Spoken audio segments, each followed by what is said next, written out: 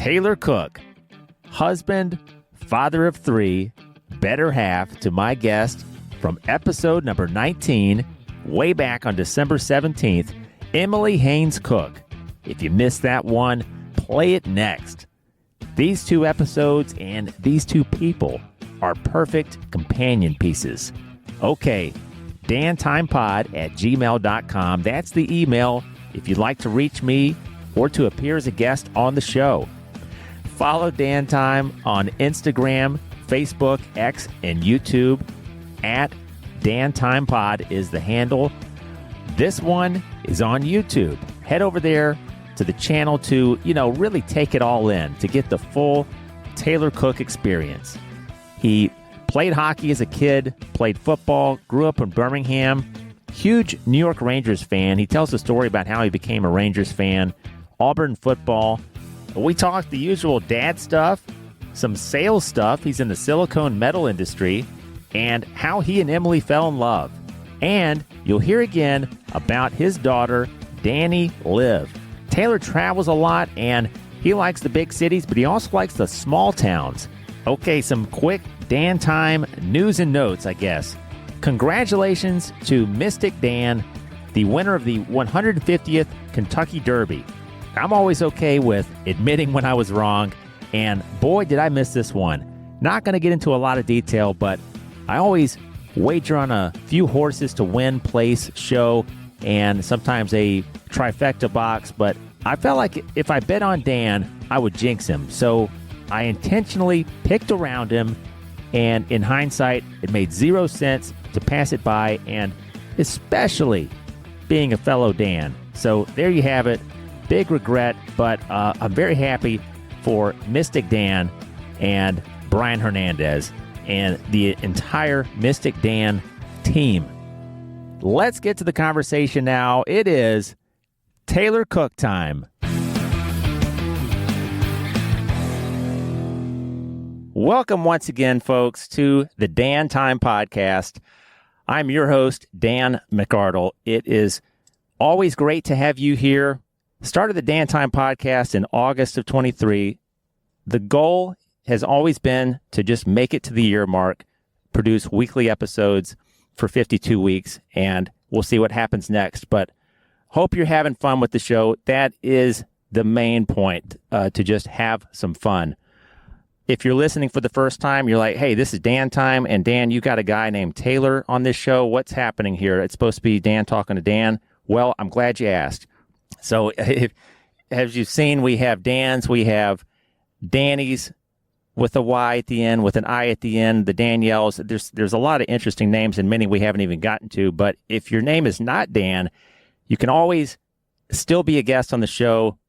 The ticket, and this is really just loosely assembled, or the rules and whatever, but if you already know me, or you've got a referral from a previous guest, there's your ticket onto the train. I'm so happy today because this is very unique. The first spouse of a Dan Time guest, Taylor Cook. I mean this. I'm just so excited. Been excited all day for this show. How are you doing today, my friend?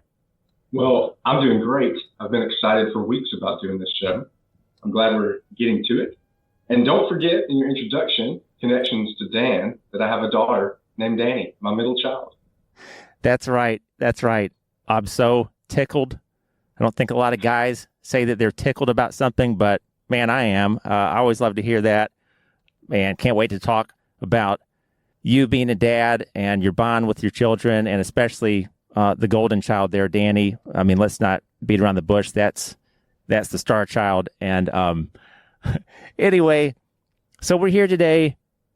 Taylor Cook on the show. I think we have, the crazy thing is, folks, and you know this, you've got people in your network. You didn't go to each other's weddings. You didn't send each other a Christmas card, maybe, but you've got like lots in common. And just the structure of the network doesn't allow you to hang out, be friends. But I think Taylor and I probably are on the same wavelength on quite a few things, and sports being just one of them. That's one thing Emily said was he loves sports just like you do. So anyway, we promote friendship on this show. And Taylor, the last time I saw you, I think may have been the baby shower for my oldest son, which is coming up on 7 years ago. And 7 years ago. Yeah, it's just wild, just wild. And you've always been a guy that I wanted to get to know better. And here we are by way of this podcast, getting to have a conversation. So once again, I did the intro, I rolled you out here, but I want to just say again that I'm excited to be talking to you today. No, I'm really happy to be here with you. And I think we are on the same wavelength, and I've always suspected that we'd be good friends.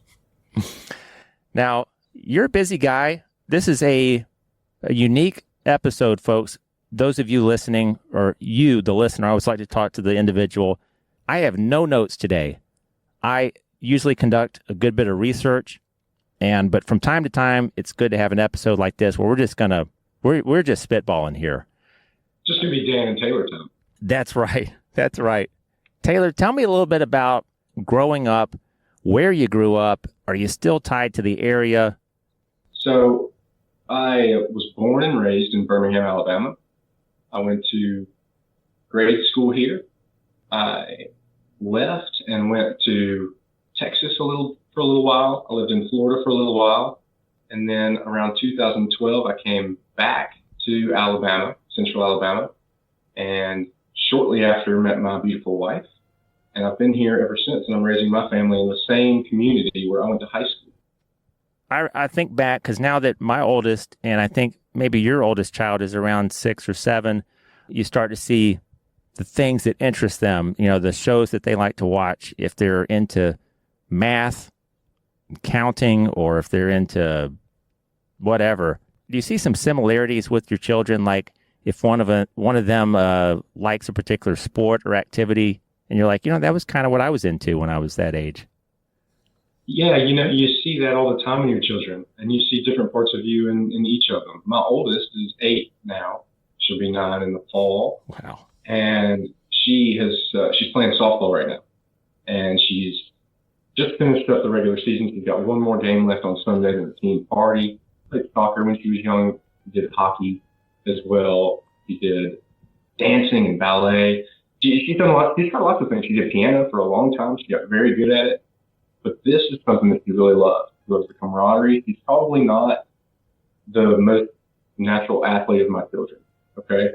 But like you said, she's got a lot of drama in her. She likes performing. She likes being on stage. She likes being creative. A lot of these things she takes from her mom.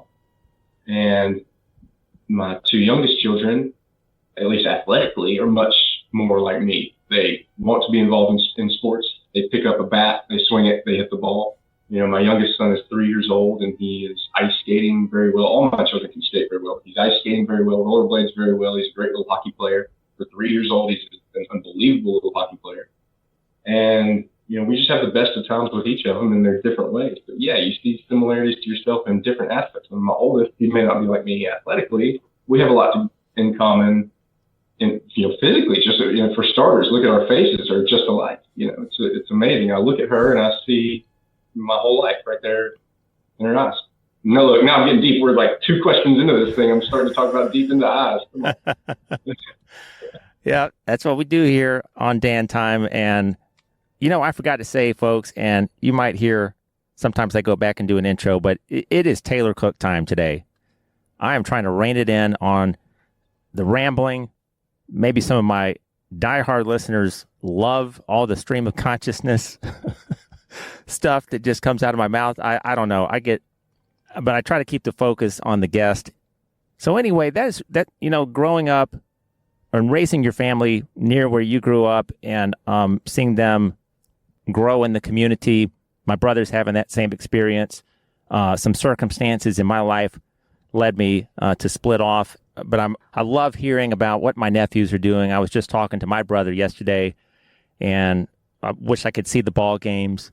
And I hear about them, and I don't get to attend them and stuff like that. But anyway, so Taylor, like me, you're a father of 3.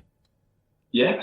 I commend any dad right now in 2024. I think there's some very unique challenges that were not there for men if they're raising a baby in the 1970s or the early 90s or something like that. it is such a supercharged tech world. You got a lot on your shoulders, men and women, but your career is calling on you. And maybe you're already the type of person that you choose to be in a high-performing role.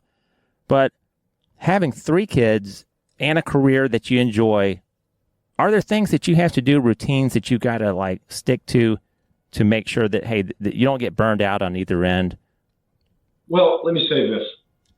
I believe strongly in taking good care of your body, eating right, getting plenty of sunlight.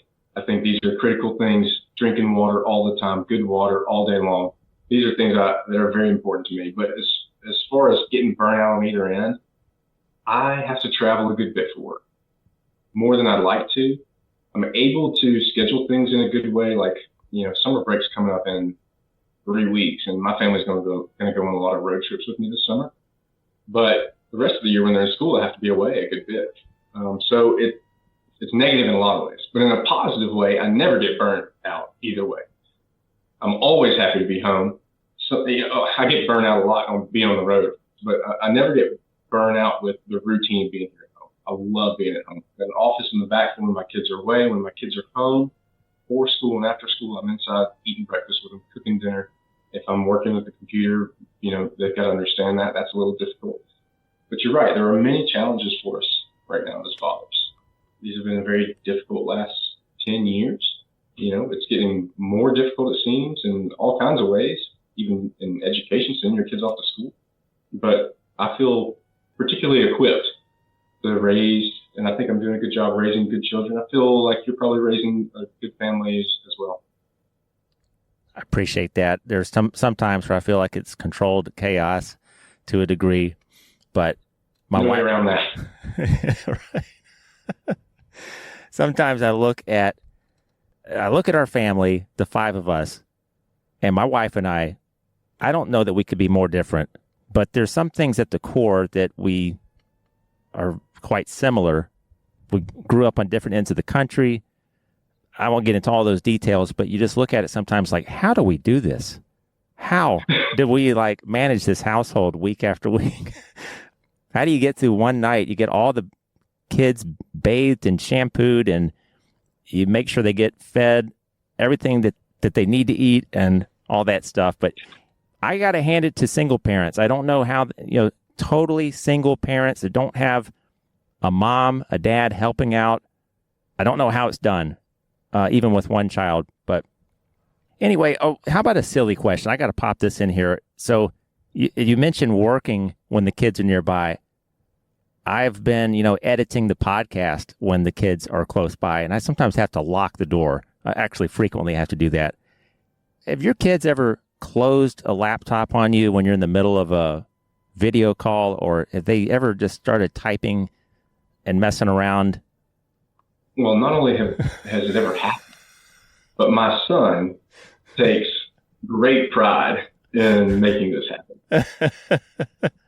All the kids like messing with me when I'm on the computer, closing the computer on me if I walk away just to get a laugh or a rise out of me. Especially my boy likes these kind of antics. And I respect that about him, already. Sometimes I guess it's said that your kids are just giving it back to you. And maybe you did some of these things and acted out in a similar way to your mom or your dad. Oh, yeah. I think about that all the time, too. Well, hey, and folks, this is an honest attempt on my end on a kind of a compact episode here. 30 minutes is a reasonable length of time. A lot of the episodes, as you've seen, go about 47 minutes, 72 minutes, sometimes a full hour and a half. With that in mind, we're really going to try to shoot through here and get to some stuff that's of interest. Taylor, we are both sports fans. I got to ask, have there been any games, Taylor, whether it's hockey, football, baseball, that you're hanging on the fourth quarter and you just, because of something with the kids, you got to turn it off. You got to leave to go somewhere. Whatever. I know sometimes you're on the road, so you can watch a whole game. But are there times where you've had to bail from a game and it's just eating you up? Yeah, just last week, second period of I'm a big New York Rangers hockey fan. Second period, first round of the playoffs. Rangers are playing on a Sunday afternoon. I'm wanting to throw something on the grill and crack open a cold beer I watched. Actually, I watched the first like 10 minutes of the game and I decided I'm gonna turn it off now because my daughter has a softball game. And did the softball game. Made sure not to check the phone, which is a hard thing to do. You just naturally pick your phone out of your pocket and look sometimes. You turn off all those notifications and then try and get back to it. Yeah, so that happens all the time. Well, it's just a reality. Like I said, it's different. There are just going to be interruptions, and you have to let it happen. How about, speaking of your favorite team there, what are some maybe favorite moments? Why you said the New York Rangers? Yeah. Yeah. Do you have a particular championship season or a player, or tell me about your fandom there with the Rangers, how far it goes back? Sure. Yeah, so I started playing hockey when I was probably 1993. I was 5 years old. My brother had started playing, and I just wanted to be just like my brother, of course. And that was just around the time that the New York Rangers had a pretty good team. My best friend when I started playing hockey, his name was Michael Doyle. And the story that I always heard, or at least the one that I remember, is that his dad was a driver for the mafia in New York City. But anyways, they came down to Birmingham, and they were, big New Yorkers with the accents and the cussing and the, hey, stop smacking your food. And they were big Rangers fans. It just so happened to be the year that they've only won one championship since I've been alive. One in like 70 years or something. But that just so happened to be the year they won the championship. So me getting into hockey, having a best friend, being around that family all the time just sort of got me liking it. Okay, so I was a big Rangers fan for maybe 10 years. Got away from playing hockey, got into high school. I've always been a huge football fan too. Auburn was my life when I was growing up. But, got away from it for a while. When I moved back, but I always kind of kept an eye on hockey. I always loved it.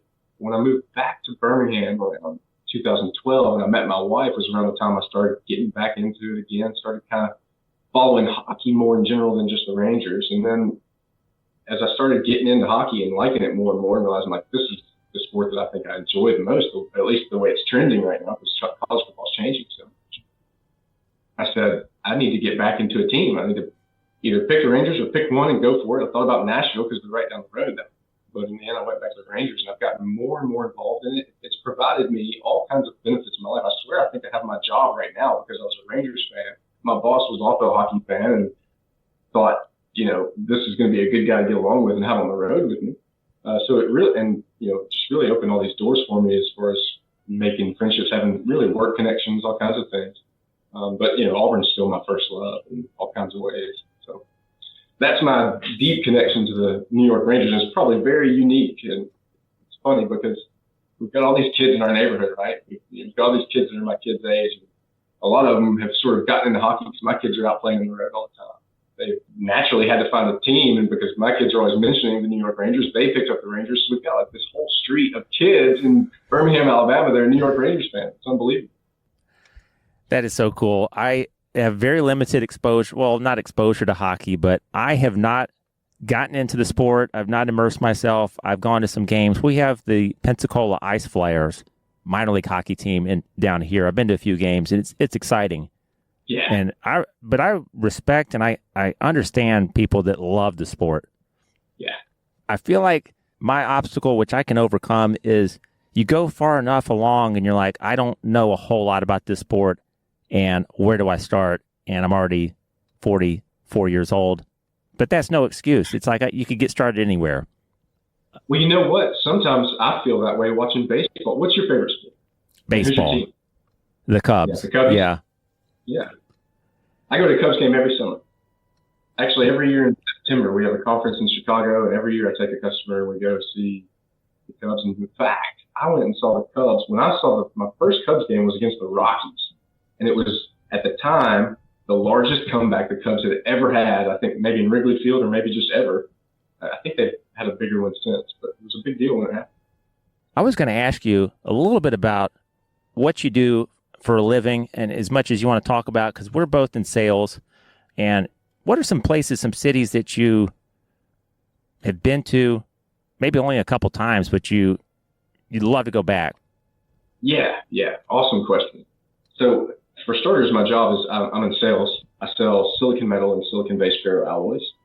These are raw materials that go into steel, aluminum.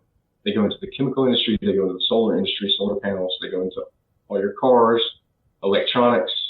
They're finding out it has the ability to increase density and capacity for batteries. So they're starting to apply it to battery. So it's kind of like a secret ingredient that's in all of our lives, makeup. Nobody knows about it, but it's a huge industry. But yeah, so I do that. I'm based here in Birmingham. Our company's global. We have 3 or 4 sites, active production sites here in the U.S. right now, and several in Europe and South Africa. And man, I've been on the road, I guess about 7 years now. I could mention all the big cities, Sedona is fun. Chicago is great. I've been to New York. I was in D.C. a couple of weeks ago. But my favorite are the small ones. Roanoke, Virginia is not a small city, but it's small compared to a lot of cities. And that's a great place to go. I love the little town outside of, I guess it's in between like Myrtle Beach and Virginia Beach. It's Edenton, North Carolina. It's just one little strip of all these old businesses. It's on the water. There's great history. There's one little restaurant at the end of the strip. It's called Waterfront Grill or something. And everybody in town goes there every night. They all, everybody who goes out meets up there. And every time I go there, I've been there probably 10 times. I go to the same spot in the bar. There's only like 6 bar seats. I get there before the rush, before everybody gets there, and, have some oysters. And then the whole crowd from the town comes in, and I swear I make 30 friends every time I'm in. It's just the greatest place. There's lots of little towns like this that I like, and those are my favorite spots. It seems like that you enjoy meeting people by chance, having a conversation with somebody, like you said, that just happens to be sitting next to you at a bar or restaurant, and may not get to hang with them again, may not swap numbers, maybe you do, but you seem like you probably gravitated to this career field, and maybe that was part of it, is you're interested in other people, what folks on one side of the country or maybe internationally, what they're doing, what's important to them. Exactly right. Yeah, I do. And I've had some really great experiences, so many great experiences with this exact kind of thing, meeting random people, random places that just by chance I came across on my travels, that I think all the time about writing them down or in some way recognizing them. I mean, I just have so many great stories of meeting very unique and kind people. And you don't always meet kind people, but it might be more common than you think if you get out there and are around people in friendly places. I'm glad you mentioned that part as well, because in my line of work, I do encounter people that are maybe not so interested in talking to me or seeing me, and maybe it takes them a minute. How do you handle those encounters with folks that are, I won't say they're hostile to you, but they're pretty icy? Yeah, I get a lot of that too. For starters, I bring donuts pretty much everywhere I go. Yeah. And then, I don't know. I mean, you react differently every time. Sometimes it catches you off guard, and I may have a really terrible response to it. But when I'm at my best, I'm able to let my guard down a little bit more, loosen up, and find ways to kind of poke at the situation. I mean, that's not how I handle it every time, but when it works, it's nice. And I've found ways to do that. I deal with a lot of old people that have been doing it for 40 years, that have been working in the plant, they're covered in coal and dust and dirt.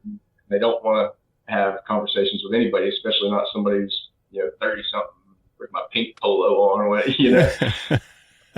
But you gotta get creative. I'm sure you have to get creative. I mean, and you have to humble yourself. You have to be able to take no, but you have to be able to roll with it and make fun of it. If anybody's taking it so seriously that they're telling you to get out, or they're upset that you're laughing with them or having a good time, then, maybe you don't need that business anyways. Right.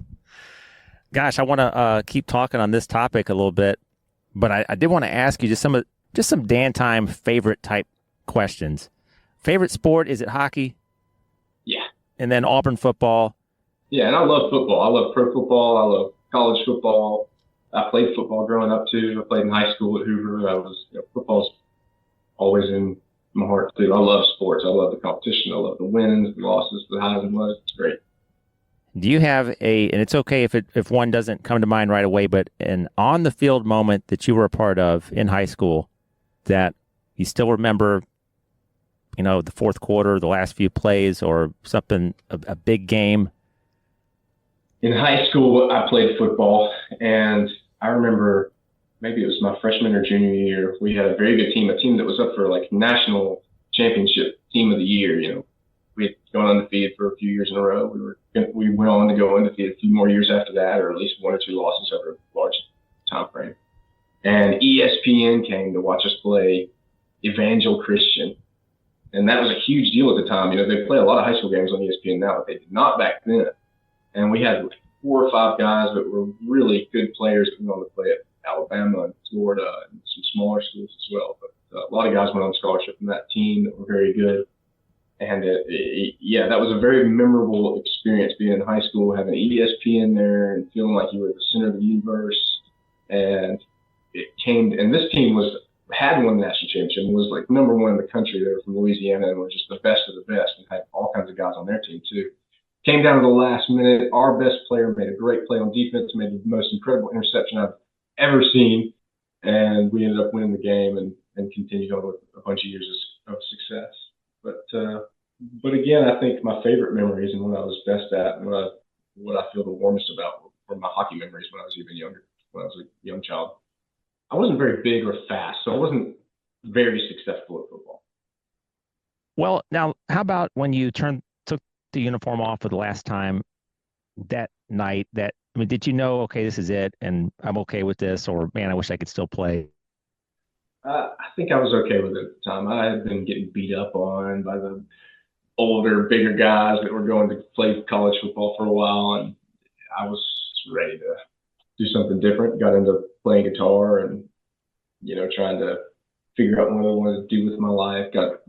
Had a million jobs that were incredibly valuable to me. Every single one of them, every boss I had, every pizza I burnt or drink I spilled or whatever I was doing at the time. I was a plumber, I was a painter, I detailed boats. I did all that in between stopping playing sports, finishing school, and now. And that was all incredible for me. Okay, couple more questions. Favorite sports movie?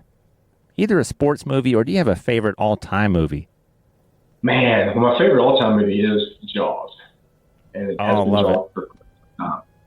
It's just, there's something really romantic about being out on the water and all those fantastic scenes. And I just love every minute of it. And I'm a movie guy.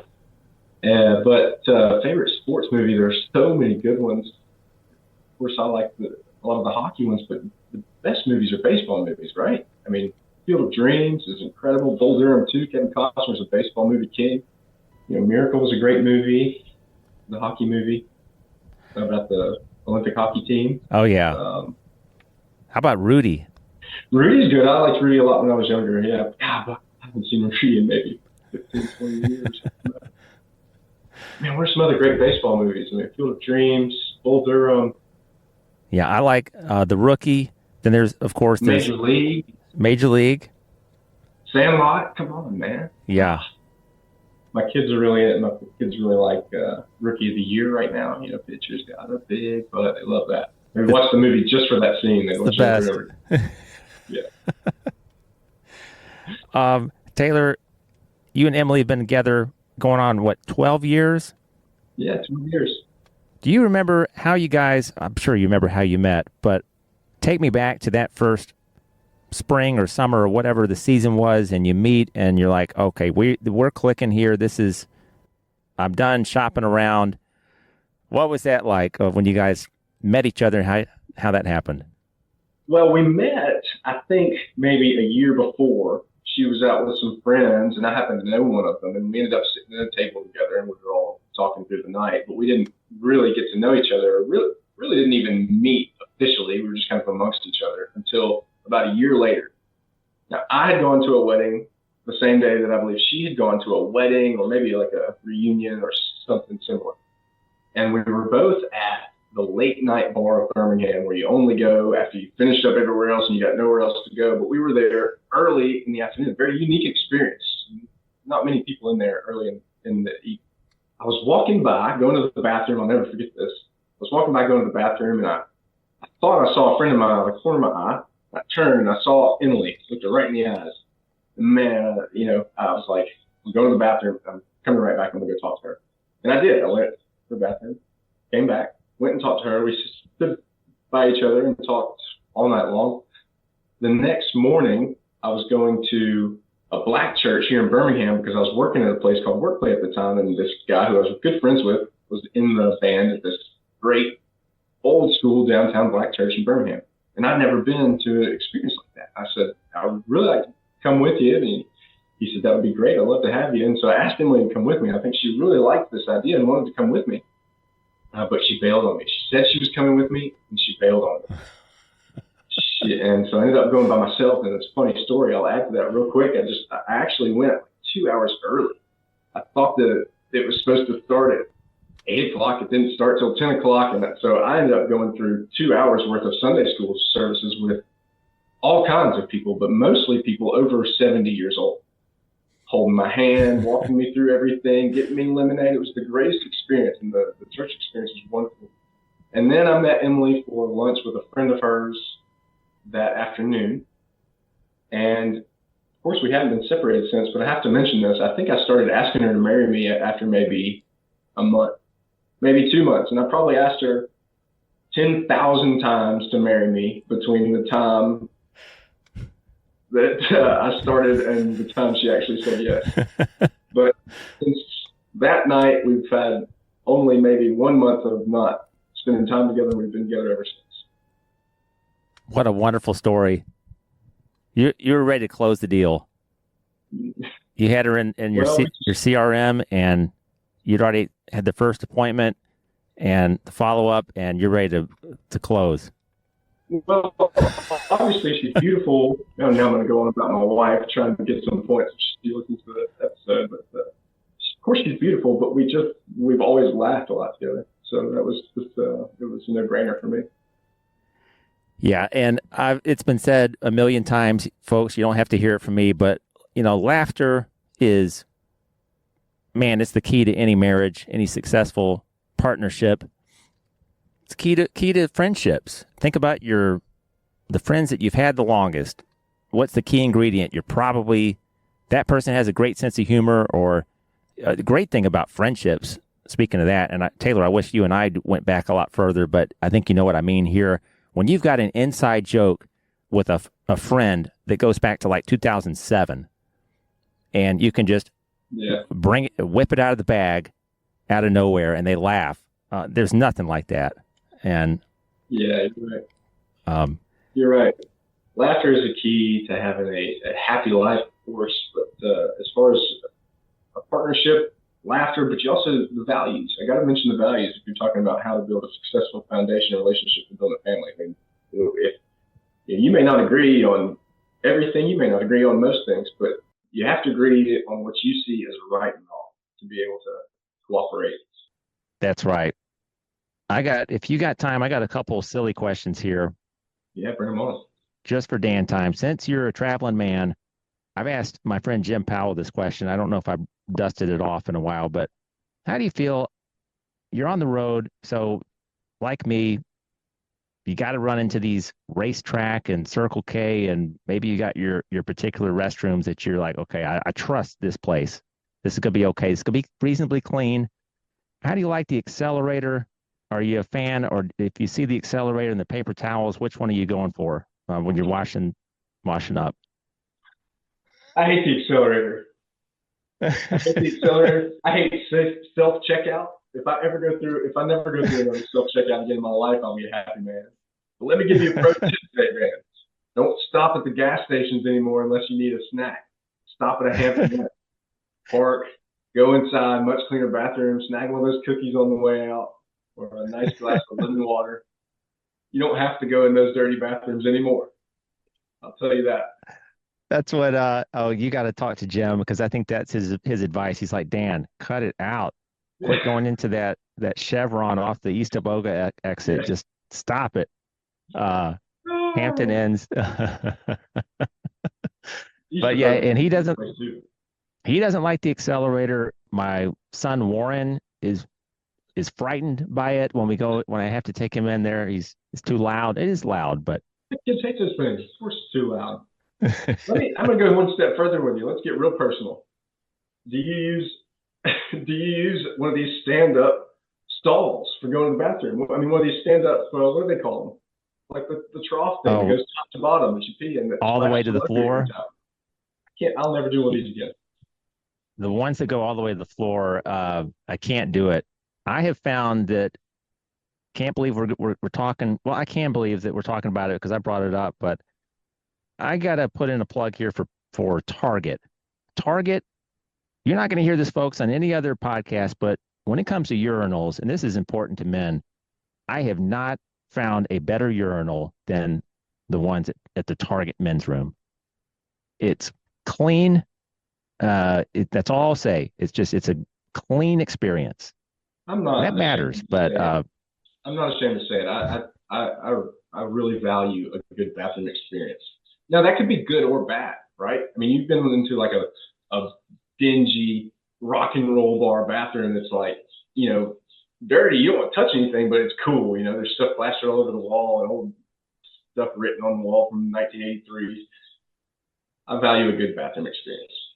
That probably came out wrong when I first said it. no, I'm right there with you. How about I guess quickly, this isn't silly, but concerts, you and Emily, or even you when you get a chance, you're traveling somewhere, do you like music venues? Oh man, I Um, love music. Music's a huge part of my life, and I've seen a million shows. Man, we could talk for another hour about all the shows I've seen in my lifetime. I'd love to sometime. We don't see many now. We're homebodies now. We mostly stay home. When I'm on the road, I may see something local. When I'm on the road, I definitely, if I'm out and about, which usually I am because the hotel rooms are pretty lonely. I try and find some live music, whether it's just got playing some tunes down the road or whatever. But we don't see many shows. I went with my brother and we saw Charlie Crockett last fall. He's a up and coming or kind of newer country music artist. That was a great show. Emily and I went and saw the Red Hot Chili Peppers and the Strokes last summer. That was like a big deal. It was probably the only big oh concert man, we've been to together since we were together. And that was a fantastic show, one of the best I've ever been to. But we don't do a lot of it these days. okay, I know we're short on time. I have got to ask you. I was going to ask a favorite Dan athlete or musician, but I really don't want to run out of time here before we mention your daughter, Dani. And tell me something about Dani that it's hard to say was something that you love because you probably love everything. But tell me about your special child, Dani, who's when she grows up and this podcast is still a thing in 20 years or 14 years, she can be a guest. But He's a special child with some unique advantages in this life for sure. First of all, she knows exactly what she wants, which is a big part of it, right? Figuring out what you want and who you want to be. She knows exactly what she wants. Even down to anytime we go to a candy store or a toy store, she walks in, she walks right up to it. That's what I want. That's it. There's no second thought. There's no, oh, maybe I want that. No, she may look around for another hour. Still, same thing. My other daughter, my oldest daughter, Lenny, is the exact opposite. We'll be there for an hour and we'll have to pry her out and make her choose something. She'll get in the car, realize she hates it, and start crying pretty much every time. Okay, but Dani Liv is special. She is gorgeous. She's beautiful. See the whole world in her face all the time, bright and sunny all the time. Incredible athlete, and she wants to be a farmer. She wants to be with her family. She knows the boy that she wants to marry. She's already kind of accepted that this is the boy who's going to be best for living on a farm with. She's just got a very wonderful mind that's very stable, especially for a 5-year-old. that's great stuff, Taylor. I love how we get excited about our children. Everybody does. And if you're listening to the show and you don't have children yet, you're maybe not planning on it, that's okay too. Hopefully this is still enjoyable because you may have a niece or nephew. But great stuff, Taylor. We've got to go ahead and commit to a second episode because I want to talk about your guitar playing, and I need 2 hours with everybody, but I'd love to. you've been Just so let me know gracious. when. You've been awesome with your time in this short conversation. I can see why you're successful in what you do day to day. I appreciate you being here and being a part of the show. And folks, if you're listening, there's not every episode has a video component, but head over to the Dan Time YouTube channel for the video portion of this episode. And Taylor Cook, awesome to connect with you today and make up for all the years that we haven't been hanging out or texting about ball games or whatever. Hey, the pleasure's all mine. I feel like we're on the right path towards significant long-term friendship, my friend. Can't wait for our kids to meet each other. Yeah, we need to do that soon. Maybe this summer. Come down by the coast and play by the water sometime. That'd be wonderful. Yeah. All right. Well, anything that you'd like to plug before we we wrap it up? Wow, in pretty good time. Well, yeah, since you give me an opportunity to plug something, I'll plug Blue Spring Water, which I've switched to recently. It's about 45 minutes north of Birmingham, Alabama, and it's the silkiest, smoothest, most clean, delicious water you can drink. And as you know, this is very important to me, and it should be to everyone. I tell you what, being on the road a lot, and when you hit the Alabama or Gulf Coast summertime, you don't want just any bottle of water, you want something cool, crisp, and you taste the difference. Yes, you can. Spring water every time. Say the name again. Blue Spring Water. Blue Spring Water, folks. Check it out. It comes recommended by Taylor, and that's good enough for me. Should be good enough for you too. All right. Well, that's it for this episode. Hope you enjoyed it, and we'll see you next week on the Dan Time Podcast. Take care of yourself first, and then you can be your best out there in the world and for your friends and your partners and husbands and wives and whatever else. And that's me not wanting to let go of the episode. I got to ramble at the end, but all good things got to come to an end. Taylor, have a great week, and we'll talk soon. Thanks for listening, folks. Hey, if you love that episode, be sure to add a star rating. If you're on, say, Apple Podcasts, I'm not sure that it could be any easier. I would compare it to the self-checkout at Walmart or at the end of a Microsoft Teams call when they ask you about the audio quality. Also, tell a friend about the show. Tell that guy Dan that you work with.